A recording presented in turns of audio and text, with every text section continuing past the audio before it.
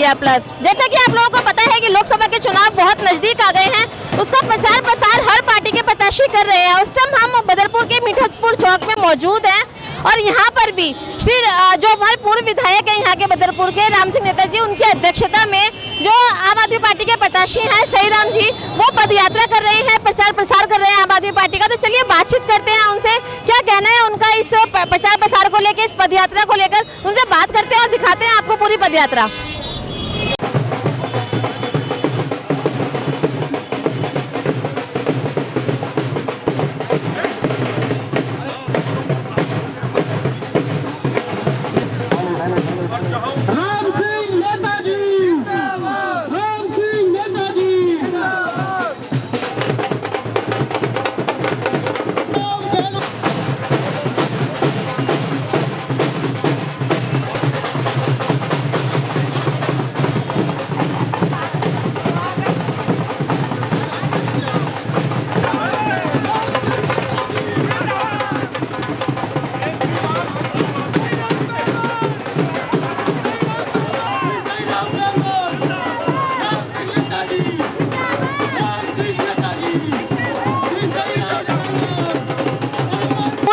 नेताजी हमारे साथ मौजूद हैं, इनसे बात करते हैं।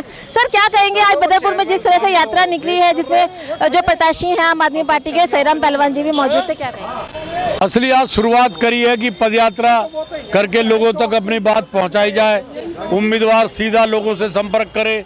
आज ये कोशिश कार्यकर्ताओं ने की है जिसमें सारे नेता हमारे मौजूद थे और आज मीठेपुर स्कूल से लेकर मीठेपुर चौक तक हमने यात्रा की है। सर बीजेपी के पास एक सॉलिड मुद्दा है राम मंदिर का, तो आम आदमी पार्टी के पास प्रचार प्रसार करने के लिए कौन सा सॉलिड मुद्दा है? हमारे पास मुद्दा विकास का। हमने लोगों की बिजली फ्री करी, पानी फ्री करा, हमने शिक्षा के जाके देखो बिल्डिंगों को, स्कूल की को, हॉस्पिटल हमने बनाए जहाँ गरीबों का इलाज फ्री होता है, फ्री दवाई मिलती है। और अभी केजरीवाल जी ने घोषणा करी है कि 1000 रुपये उस महिला को जिसकी उम्र 18 साल से ऊपर है, उसकी मदद के लिए 1000 रुपये मिलेंगे हर महीना। तो ये सारी योजनाएं, हम तो विकास और सेवा के नाम पे वोट मांग रहे हैं, वो जय श्री राम के नाम पे। अब भगवान राम तो कहीं गए नहीं है, भगवान राम सबके हैं। सर निगम पार्षद हेम सिंह गोयल जी भी मौजूद है, इनसे बात करते हैं। सर आप क्या कहेंगे? मुझसे क्या कहेंगे इस पद यात्रा को लेकर? इस पद यात्रा का तो आप सब जानते हैं कि तो बदरपुर विधानसभा में ज्यादा कहने की जरूरत नहीं। यहाँ का एक एक व्यक्ति बीजेपी के कैंडिडेट को जानता है और एक एक व्यक्ति आम आदमी पार्टी के प्रत्याशी को जानता है, क्योंकि दोनों बदरपुर से जुड़े हुए हैं। क्योंकि जो सहीराम पहलवान है वो भी पहले बदरपुर विधानसभा के अंदर आते थे। तो एक आदमी तो वो है जिसने विधानसभा को नरक बना दिया, और एक सहीराम है जो 24 घंटे सबके बीच में उपलब्ध होगा। और केजरीवाल जी का काम को आप सबने देखा ही है, उन्होंने जो कहा है वो पूरा किया है। सर केजरीवाल जी की छवि बीजेपी ने काफी हद तक धूमिल कर दिया है, उनके पीछे ईडी भेजकर उनके सारे जितने भी नेता सबको जेल में भेज। मतलब धूमिल थोड़ी की है, उन्होंने केजरीवाल जी की छवि और चमकाई है। क्योंकि सब ये देख रहे हैं केजरीवाल जी पे 1 रुपया कहीं मिला हो तो बता दे, उसने तो सेवा की है। जो बिजली की बात है, आप ये देखिए, अगर कोई भी आदमी जो उसने कहा वो पूरा किया है। और अब 1000 रुपये जो हमारी माता और बहनों को हर महीने मिलेंगे, इससे ज़्यादा और केजरीवाल जी कर क्या सकते हैं? अगर उनके एमपी आगे जीत गए तो मैं ये कहता हूँ शायद मोदी जी के पीछे रहेगी ये ईडी वगैरह। बात करते हैं, हमारे साथ प्रकाश शर्मा जी मौजूद हैं जो कि यूथ विंग जिला अध्यक्ष संगम विहार से हैं। इनसे बातचीत करेंगे जो राम सिंह नेता जी के अध्यक्षता में अभी यात्रा निकली है सहीराम जी की, जिनकी पूरी जिस प्रोग्राम की पूरी व्यवस्था आकाश शर्मा जी द्वारा की गई। क्या कहना है इनका, क्या कहना चाहते हैं आम आदमी पार्टी को लेकर? सर आम आदमी पार्टी को लेकर आप क्या कहेंगे? जिस तरह से यात्राएं निकल रही है, इलेक्शन का टाइम नजदीक है, लेकिन कहीं ना कहीं देखा जा रहा है कि आम आदमी पार्टी की जो इमेज है उसको धूमिल किया जा रहा है बीजेपी द्वारा, क्योंकि उनके पास तो मुद्दा है राम मंदिर का, आपके पास तो कोई मुद्दा भी नहीं है। देखिए जी, सबसे पहले तो वंदना जी बहुत बहुत धन्यवाद, आपने ये पूरी कवरेज की है। और आपने कहा मुद्दा नहीं है, उनके पास राम मंदिर का मुद्दा है, परंतु हमारे पास काम का मुद्दा है। अरविंद केजरीवाल जी ने पूरी दिल्ली के अंदर तो काम किए ही किए, और जब पंजाब मिल गया तो पंजाब के अंदर भी पूरी तेज़ी से काम चल रहा है। तो हम जनता से किसी धर्म की राजनीति को लेकर चुनाव नहीं लड़ते। आम आदमी पार्टी चुनाव लड़ती है तो काम को लेकर चुनाव लड़ती है। तो जैसे कि आपको पता है, बिजली की व्यवस्था हो दिल्ली के अंदर, पानी की हो, महिला यात्रा की हो, ये सभी जो यात्राएं की बात हो या महिलाओं की व्यवस्था की बात हो, सिक्योरिटी की बात हो, सीसीटीवी की बात हो, सभी मुख्यमंत्री अरविंद केजरीवाल जी द्वारा जो सुविधा दी गई है, तो हम क्षेत्र में उन्हीं मुद्दों को लेकर जा रहे हैं और हमें पूरी उम्मीद है कि जो लोकसभा की जो सीट है वो आम आदमी पार्टी विजयी होगी। सर, जिन सुविधाओं की अभी आपने बात करी कि बिजली की और जल बोर्ड की, हर तरह की सुविधा जो केजरीवाल जी दे रहे हैं, लेकिन बीजेपी इन सारे जो आपकी फ्री की योजनाएं हैं इन सब पे कहीं ना कहीं सवाल उठाती नज़र आ रही है और अरविंद केजरीवाल जी के पीछे ईडी भी लगी हुई है।